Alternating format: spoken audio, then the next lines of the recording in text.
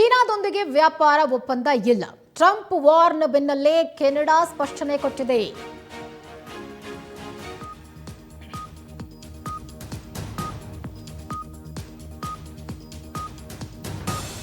ಚೀನಾದೊಂದಿಗೆ ವ್ಯಾಪಾರ ಒಪ್ಪಂದ ಇಲ್ಲ ಅಂತ ಟ್ರಂಪ್ ವಾರ್ನ ಬೆನ್ನಲ್ಲೇ ಕೆನಡಾ ಸ್ಪಷ್ಟನೆ ಕೊಟ್ಟಿದೆ. ಕಸ್ಮಾ ನಿಯಮಗಳಿಗೆ ಬದ್ಧ ಅಂತ ಕೆನಡಾ ಹೇಳಿದೆ.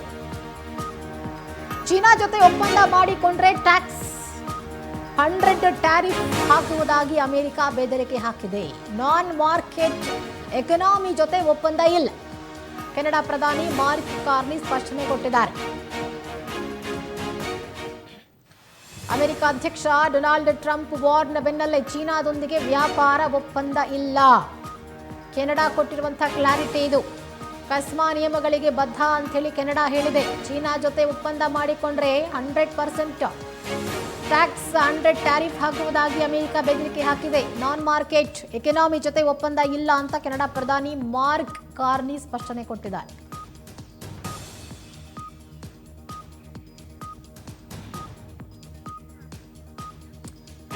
ಅಮೆರಿಕ ಅಧ್ಯಕ್ಷ ಟ್ರಂಪ್ ಅವರ ಒಂದು ಅಧಿಕಾರದ ಅವಧಿಯಲ್ಲಿ ಬಹಳಷ್ಟು ದೇಶಗಳ ಮೇಲೆ ಬಹಳ ದೊಡ್ಡ ಮಟ್ಟದ ಪರಿಣಾಮ ಆಗ್ತಾ ಇದೆ. ಕೆಲವು ದೇಶಗಳಿಗೆ ಟ್ರಂಪ್ ಫೇವರ್ ಆಗಿದ್ರೆ ಇನ್ನು ಕೆಲವೊಂದಷ್ಟು ದೇಶಗಳ ಮೇಲೆ ತಮ್ಮ ಸರ್ವಾಧಿಕಾರಿ ಧೋರಣೆಯನ್ನು ತೋರಿಸ್ತಿದ್ದಾರೆ.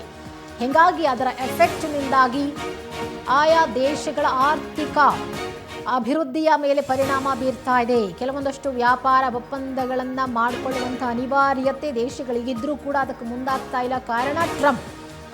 ಅದೇ ಒಂದು ಉದ್ದೇಶದಿಂದ ಇದೀಗ ಕೆನಡಾ ಪ್ರಧಾನಿ ಮಾರ್ಕ್ ಕಾರ್ನಿ ಅವರು ಕೂಡ ಒಂದು ಕ್ಲಾರಿಟಿ ಕೊಟ್ಟಿದ್ದಾರೆ. ಓಕೆ, ನಾವು ಕಸ್ಮಾ ನಿಯಮಗಳಿಗೆ ಬದ್ಧ, ಯಾವುದೇ ಕಾರಣಕ್ಕೂ ಒಪ್ಪಂದ ಮಾಡಿಕೊಳ್ಳಲ್ಲ ಅಂತ ಹೇಳಿದ್ದಾರೆ.